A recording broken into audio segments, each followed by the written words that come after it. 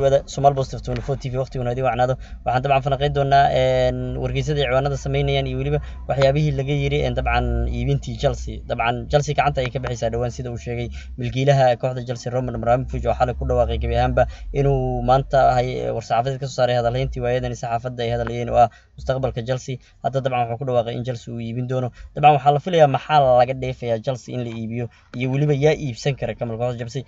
maxayna ku kici kartaa dhaqaalahan wararka soo taraya malqabeena badan ayaa dabcan sheegay in iibsan doona kuwaas ayaan eegi doonaa iyo waxyaabaha ka dhici kara hadii Chelsea iibsado iyo sababta uu Roman Abramovich u iibinayo intaba horta dabcan waxaan shaki lahayn Roman Abramovich inuu iibinayo in arrimo siyaasadeed iyo qalalaasa dabcan noloshiisa ku saabsan iyo hantidiisa la xiriira uu iibinayo balse asaga war-saxaafadeedku wuxuu ku sheegay inuu victimiska iyo dadka ku barakacay Ukraine uu ku caawin doono dabcan lacagta ka soo baxda halkaasi ninkan waa milkiilihii 20kii sano ee la soo dhaafay Chelsea waana nin ka dhisay Chelsea dabcan haddana maanta magaca Yurub ka haysato ku soo riday ilaa 4 iyo 5 maalqabeen oo dabcan European ayaa la sheegay in iibsan doonaan Ingiriis Mareykan iyo Switzerland inta waa la sheegay sidoo kale warar soo baxay ayaa sheegay in Mark Raker oo feeriyahankii gaalka ah ee Islaamku aadka u necba asagana uu ka mid yahay dadka iibsanayo inkastoo lacagdu ay ciilayso shakhsiyaadka iibsan kara ayaan dul istaagi doonaa shakhsiyaadka iibsan kara dabcan haddaan dul istaagno kooxdan Chelsea ilaa hadda saxaafadda caalamka ama warbaahinta Ingiriisku bay hadaleyso waxaa kamid ah Sir Jim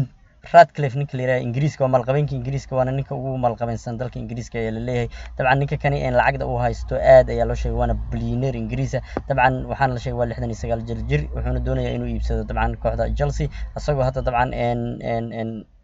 qorshe ugu jira sidoo iibsan lahaa sidoo kale Todd Bailey ayaa iibsanayo asagana Mareykan ah asagana billionaire kala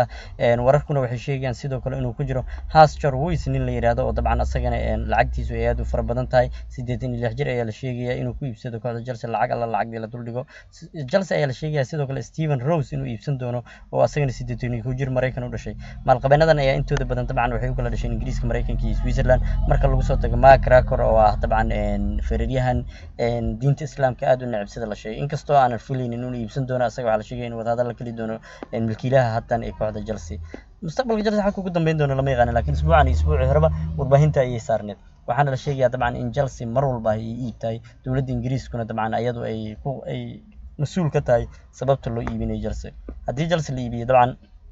maxaa dhici karo